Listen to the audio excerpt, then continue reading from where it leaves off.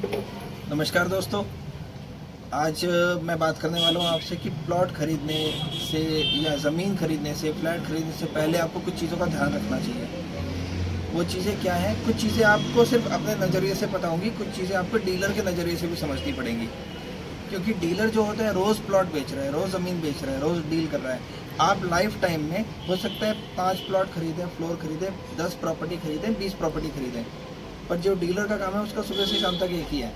तो उसका भी एक नज़रिया होता है, उस नज़रिए को भी आपको समझना पड़ेगा। तो उसके लिए क्या करना है, आपको एक डीलर जिसके थ्रू आप ज़मीन खरीदते हो, आपको उस पर ट्रस्ट करना पड़ेगा। और वो ट्रस्ट कैसे होता है?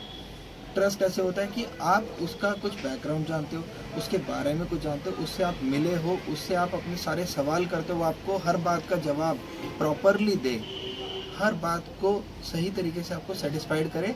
और सिर्फ वर्बली नहीं, आपको चीज़ें सॉलिड तरीके से, जैसे आप मेरे से कुछ भी चीज़ पूछें तो मैं आपको हर चीज़ का रिटर्न या ऑनलाइन या हर तरीके का न्यूज़ के थ्रू या और चीज़ों के जवाब हर तरह से आपको दे सकता हूँ, जो कि दुनिया में फैले हुए जवाब हैं वो दूँ। ऐसा ना हो कि मैंने अपनी तरफ से कुछ चीज़ें क्रिएट करी और मैं आपको समझा रहा हूँ, ऐसा नहीं। तो जो भी ट्रस्ट वर्दी आपका एजेंट हो, डीलर हो, आपको उसको सबसे पहले उसके ऊपर कुछ चीज़ें डालनी भी पड़ेंगी। वो क्या चीज़ें होती हैं? लाइक आपके बजट के हिसाब से कौन सी चीज़ें हैं, आप क्या परचेज करना चाहते हैं, आप सब चीज़ें उसे बताएं, जैसे डॉक्टर को बताया जाता है।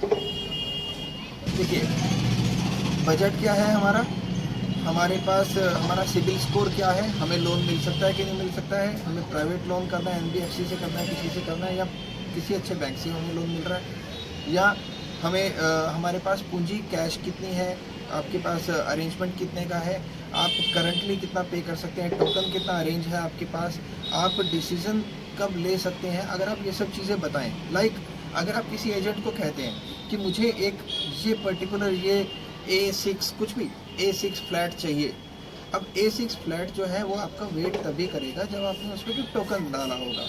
अब एजेंट अगर आपको रिपीटेडली रिमाइंड कराए कि भाई इस पर पैसा डाल दो, टोकन करा दो, और आपको लगे कि ये सेल्समैन है या सेल्स करने का या इनका तो जिम्मेवारी है, ये तो अपना कॉल कर रहे हैं, फ़र्ज़ है, पर आप इस चीज़ को बिलीव रखिए कि वो एजेंट भी ज़मीन अपने हाथ में नहीं रखता। वो ज़मीन भी, वो सिर्फ आपको प्रपोज़ल दे रहा है, वो ज़मीन उसके हाथ में नहीं है, वो कोई और ख़रीद सकता है रातों रात। तो कहने का मतलब, आपने जब कोई चीज़ पसंद करी है, कुछ सोच के करी होगी, कुछ चीज़ें आपने देखी होंगी कि भाई ये मेरे फैमिली के लिए सूटेबल है, मेरे रहन सहन के हिसाब से, मेरे कल्चर के हिसाब से, मेरे बजट के हिसाब से, हर तरह से संपूर्ण है, 36 के 36 गुण आपके मिल रहे हैं उसमें। देखिए, जब आपके सारी रिक्वायरमेंट्स अगर आपकी मैच हो रही है आपकी प्रॉपर्टी के साथ, तो आप उन सब चीज़ों को फिर मिस नहीं करें। देखिए, जो नियम मैं बात कर रहा था, नियम क्या है इन चीज़ों को लेने के लिए, कि सबसे पहले तो आपका बजट, आपकी रिक्वायरमेंट, कितनी जगह आपको चाहिए, आपका डिसीज़न मेकर आप ही हैं, आपको किसी से सलाह लेनी है तो उन्हें साथ लेकर जाएं जहाँ भी जाएं, ताकि ये ना हो कि आज आप देख कर आए हैं और कल, क्योंकि यहाँ चीज़ें आज कोई भी, आप देखिए, आप अगर कहीं दिल्ली जैसे शहर में या किसी कंजेस्टेड शहर में प्रॉपर्टी लेते हैं ना, तो वो ज़मीन तो आपके लिए पड़ी हुई है, हो सकता है आपको 4 दिन बाद या 1 महीने बाद भी पड़ी हुई मिल जाए। अगर आप बात करें किसी अच्छी ज़मीन की, वाकई अच्छी ज़मीन, तो वो नहीं रुकने वाली है। उसको तो लोग ढूंढ रहे हैं कि कोई भी अच्छी प्रॉपर्टी मिल जाए, हम उसको रातों रात पकड़ लें। तो वो अच्छी ज़मीन के लिए आपका डिसीज़न मेकर भी साथ में हो, आपका लोन हो सकता है कि नहीं हो सकता है, और आपका पर्पस ऑफ यूज़ क्या है, ये सब आप एजेंट से बात करें कि आपको यूज़ क्या करना है, आपको किराए पे चलानी है ज़मीन, या आपको दुकान लेनी है, दुकान खुद चलानी है, किराए पे रखनी है दुकान, किस चीज़ की खोलना चाहते हैं आप। एजेंट अगर ये सब चीज़ें स्टडी करता है ना, तो आपको प्रॉपरली गाइड कर सकता है ईमानदारी के साथ। अगर आप चीज़ें हिडन रखेंगे, अपने मन में रखेंगे, तो उसमें क्या होता है कि एजेंट भी, जो डीलर होता है, वो भी कंफ्यूज होता है कि मैं इन्हें बता तो रहा हूँ पर इनकी तरफ से कोई रिप्लाई नहीं आ रहा, और रिप्लाई ना आने की वजह से नुकसान किसका है, पैसा किसका लग रहा है, आपका। चीज़ कौन ले रहा है, आप ले रहे हैं। एजेंट के पास नेक्स्ट क्लाइंट भी है, उसके बाद नेक्स्ट क्लाइंट भी है, वो एक आपके अकेले किसी एक प्रॉपर्टी को बेच के उसका गुजारा नहीं चलेगा, उसके पास नेक्स्ट क्लाइंट भी है। पर आप लाइफ टाइम के लिए एक चीज़ ले रहे हैं, तो आप उस पर ट्रस्ट करके लें, आप उससे अपनी चीज़ें शेयर करें। और उसके बाद आपको ये सब चीज़ें समझनी पड़ेंगी। अगर आपको कागज़ों को लेकर है, आप कागज़ मंगवाएं, रजिस्ट्री की कॉपी मंगवाएं, कागज़ों को पढ़ें, समझें, किसी से वेरीफाई कराने वेरीफाई करें, फिर साइट पे जाएं, चीज़ों को देखें और उस वक्त आप अपने साथ कुछ कैश या ऑनलाइन पेमेंट, यूपीआई या क्या फॉर्म में आप पेमेंट करना चाहते हैं वो करने के लिए तैयार रहें, माइंड मेकअप रहे आपका। जैसे कि आमतौर पे 10 या 20% पेमेंट डाउन पेमेंट होती है टोकन के लिए।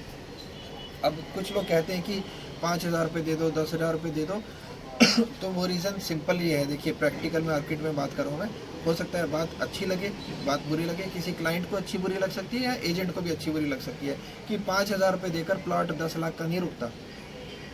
ये सिर्फ ये होता है कि जो आपको लेकर गया है उसे तसल्ली हो जाती है, चलो जी कम से कम शायद ये लेना चाहते हैं, उसको थोड़ा सा डाउट क्लियर होता है और कंपनी को भी ये लगता है कि हाँ जी कम से कम एक हमने इनके ऊपर बेसिक खर्चा करा है, विजिट करवाई है, या वो क्राइटेरिया होता है। और आपको ये लगता है 5-10 हज़ार देकर कि मैंने तो 10,000 रुपये दे दिया है, अब ये 10 लाख या 50 लाख की प्रॉपर्टी है, मैं रोक कर बैठा हुआ हूँ, मैं इनको बुधवार को बुला लूँगा, शुक्रवार को बुला लूँगा, एक चेक दे दूँगा, चेक दूँगा तो पीडीसी दे दूँगा, अब तो ये मेरे दायरे में है ये लोग, अब ये लोग मुझे सर्विस देने के लिए है। ऐसा नहीं होता है, आप इस बात को समझिए।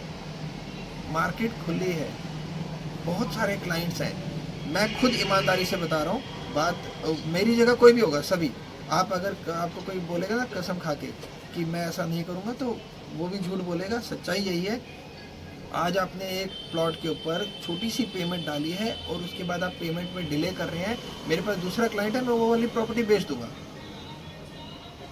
क्योंकि 3 दिन या 4 दिन का अल्टीमेटम दिया होता है। कोई भी चीज़ आपकी बहुत बड़ी चीज़ किसी छोटे से कारण से रुकती नहीं है। संपर्क करें और नंबर पे कॉल करें, विजिट करवाते हैं आपको, साइट विजिट डिस्कस करते हैं, पहले आपके पास बैठ के, या आप मेरे यहाँ आ जाइएगा, बैठ के बात करते हैं कि आपको कैसी चीज़ चाहिए, उसके हिसाब से फिर आगे बढ़ेंगे। धन्यवाद।